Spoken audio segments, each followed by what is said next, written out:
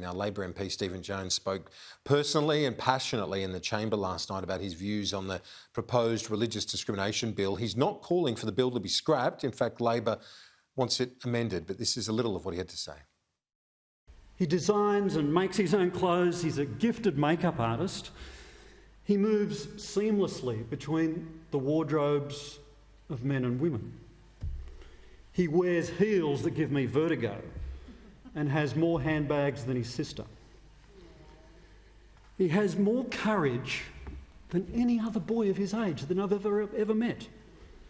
He swims against the tide. I worry myself sick every time he leaves the house. I think to myself, you look beautiful. But do you have to go out looking like that? Because I know that the love and protection that he enjoys with his mother and his friends and his family is very different to the reception that he may receive in the outside world. Let's imagine a national story that talks to all of us. And let's not do something in the name of freedom of religion that does damage or harm to those of us who we love.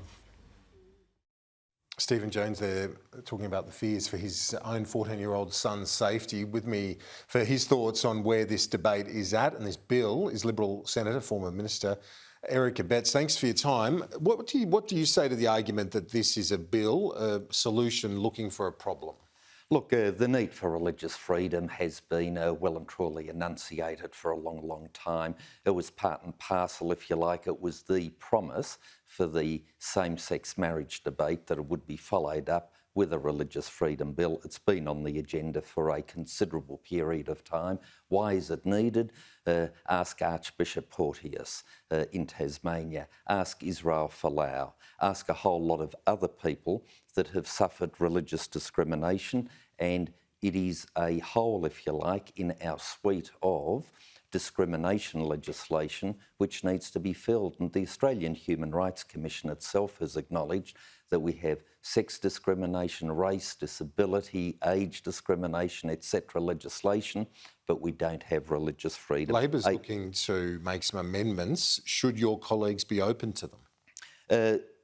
I'm hearing some of the Labor amendments until it's certain what they are. Very difficult to comment on. Suffice to say, I think that which was put to my party room and which we overwhelmingly endorsed is the right way forward, and I commend that, and I trust that that will be the final form of the legislation. But let's wait and see the particulars of Labor's demands. Well, I've got a little of their demands here. It says, well, a couple of them, I'll read them to you and see if you would be open to them or you think your party should be. It says they want to prohibit discrimination against children on the grounds of sexuality, which the government is doing, and gender identity.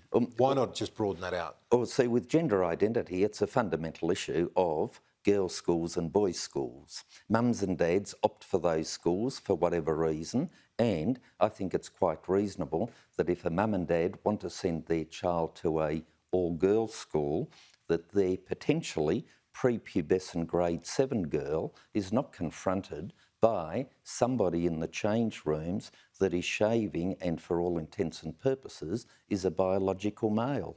That would be a fair enough concern of mums and dads, I would have thought, to ensure that their young daughter is not confronted with that. And look, at the end of the day, something that has been missing in this debate is, do the mums and dads of Australia have the right to determine the sort of education that they want for their children? And that is in fact enshrined in United Nations human rights documents, that mums and dads have the right to educate their children in the ethos that they believe in.